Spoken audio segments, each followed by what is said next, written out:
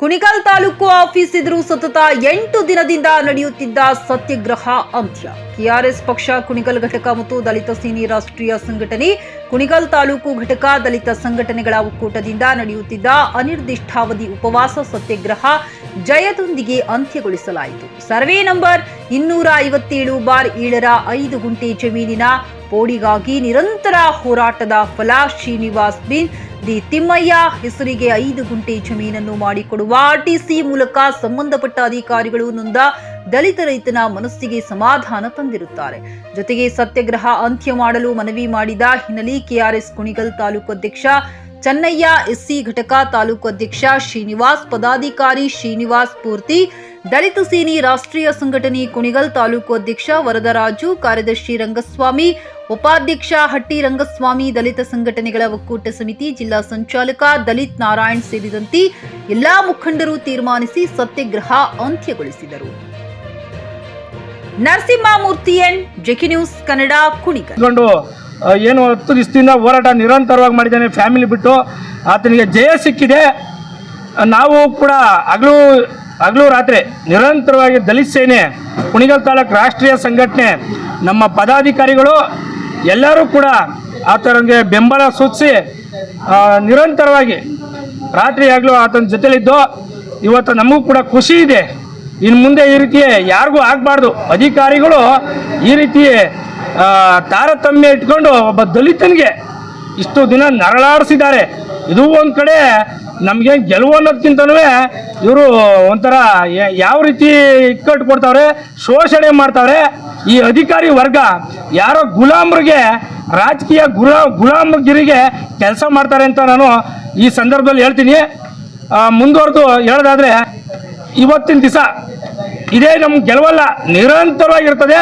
ಯಾರು ನೊಂದಿದ್ರು ಕೂಡ ಬಂದು ನಮ್ಮನ್ನ ಸಂಪರ್ಕ ಮಾಡ್ಬೋದು. ಕೆಆರ್ಎಸ್ ಪಕ್ಷನೂ ಕೂಡ ನಿರಂತರವಾಗಿ ಶೋಷಿತರ ಪರವಾಗಿ, ಸಾಮಾಜಿಕ ಜನಗಳ ಪರವಾಗಿ, ಸಾರ್ವಜನಿಕರ ಪರವಾಗಿ ನ್ಯಾಯಯುತವಾಗಿ ಹೋರಾಟ ಮಾಡ್ತಿದೆ. ನ್ಯಾಯ ತಂದು ಕೊಡ್ತಾರೆ ಅವರು ಅಂತ ಇದೇ ಸಂದರ್ಭದಲ್ಲಿ ತಾಲೂಕು ದಲಿತ ಸೇನೆಯಿಂದ ಕರೆ ಕೊಡ್ತಾ ಇದ್ದೀನಿ. ಜೈ ಭೀಮ್, ಜೈ ದಲಿತ ಸೇನೆ. ಬಂಧುಗಳೇ ನಮಸ್ಕಾರ.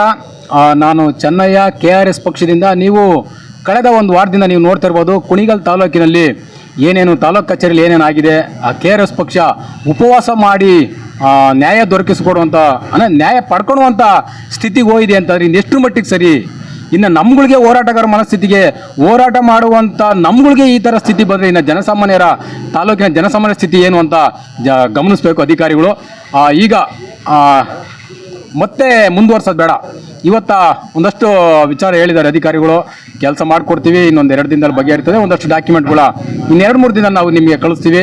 ಸತ್ಯಾಗ್ರಹನ ಎಂಡ್ ಮಾಡಿ ಅಂತ ಕೇಳ್ಕೊಂಡ ಸಂದರ್ಭದಲ್ಲಿ ನಾವು ಇವತ್ತು ಈ ಸತ್ಯಾಗ್ರಹವನ್ನು ನಾವು ಕೊನೆಗೊಳಿಸ್ತಾ ಇದ್ದೀವಿ. ಯಾಕೆಂದರೆ ಅಧಿಕಾರಿಗಳ ಮೇಲೆ ಭರವಸೆ ಇಡಲೇಬೇಕು. ಭರವಸೆ ಇಟ್ಟು, ಒಂದು ನಂಬಿಕೆ ಇಟ್ಟು ನಾವು ಈ ಸತ್ಯಾಗ್ರಹವನ್ನು ಕೊನೆಗೊಳಿಸ್ತಾ ಇದ್ದೀವಿ. ಮತ್ತು ಈ ಉಪವಾಸ ಸತ್ಯಾಗ್ರಹ ಏನು ಒಂದು ವಾರದಿಂದ ಸಹಕರಿಸಿದಂಥ ಸಾಕಷ್ಟು ಜನ, ಸಂಘ ಸಂಸ್ಥೆಗಳು, ಒಂದಷ್ಟು ಮುಖಂಡರು, ಎಲ್ರಿಗೂ ಒಬ್ಬೊಬ್ರು ಹೆಸರು ತಂಡ್ರೆ ಒಬ್ಬೊಬ್ರು ನೋವಾಗುತ್ತೆ. ಯಾಕಂದರೆ ಏನಪ್ಪ ನಾವೆಲ್ಲ ಬಂದ್ವಿ, ತಾಲೂಕಿನ ಜನತೆ ಸಾಕಷ್ಟು ಜನ ಬಂದರೂ ಸಹ ಇಲ್ಲಿ ಯಾರ್ದೋ ಒಂದೇ ಹೆಸರು 2 ಹೆಸರು ಮೆನ್ಷನ್ ಮಾಡ್ತಾರೆ ಅನ್ನೋದು ಬೇಡ. ಈ ಕಾರ್ಯಕ್ರಮಕ್ಕೆ, ಈ ಸತ್ಯಾಗ್ರಹ ಕಾರ್ಯಕ್ರಮಕ್ಕೆ ಯಾರ್ಯಾರು ಭಾಗವಹಿಸಿರಿ, ದಲಿತ ಮುಖಂಡರು ಮತ್ತು ಅನೇಕ ಸಂಘ ಸಂಸ್ಥೆ ಮುಖಂಡರಿಗೆ ನಾನು ಈ ವಿಡಿಯೋ ಮುಖಾಂತರ ಧನ್ಯವಾದ ಹೇಳ್ತಾ ಇದ್ದೀನಿ. ಮತ್ತೆ ಇನ್ನೊಂದು ವಿಚಾರ ಹೇಳಲೇಬೇಕು. ಮುಂದುವರಿದ್ರೆ ಇದೇ ಥರ ಏನಾದರೂ ತಾಲೂಕು ಕಚೇರಿಯಲ್ಲಿ, ತಾಲೂಕು ಕಚೇರಿ ಅಧಿಕಾರಿಗಳು ಏನಾದರೂ ಇದೇ ಥರ ಏನಾದ್ರು ಮುಂದುವರಿಸಿದ್ರೆ ಖಂಡಿತವಾಗಿ ನಾವು ಮುಂದಿನ ದಿನಗಳಲ್ಲಿ ಉಗ್ರವಾಗಿ ಹೋರಾಟ ಮಾಡ್ತೀವಿ ಅಂತ ಹೇಳ್ತಾ ಈ ಮುಖಾಂತರ ಹೇಳಕ್ಕೆ ಇಷ್ಟಪಡ್ತಾ ಇದ್ದೀನಿ. ಜನಸಾಮಾನ್ಯರು ಏನೇ ಸಮಸ್ಯೆ ಅನುಭವಿಸ್ತಿದ್ರೆ ಕೆಆರ್ಎಸ್ ಪಕ್ಷದನ್ನು ಸಂಪರ್ಕಿಸಿ. ನಮಸ್ಕಾರ.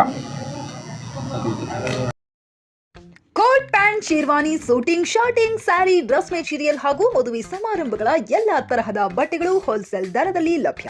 ಹಾಗಿದ್ರೆ ಎಂದೇ ಭೇಟಿ ನೀಡಿ ಆರ್ಕೆ ಫ್ಯಾಷನ್ ಕಲೆಕ್ಷನ್, ಬಸ್ ನಿಲ್ದಾಣ ಎದುರುಗಡೆ, ಹುಮ್ನಾಬಾದ್. ಹೆಚ್ಚಿನ ಮಾಹಿತಿಗಾಗಿ ಸಂಪರ್ಕಿಸಿ 8660601957.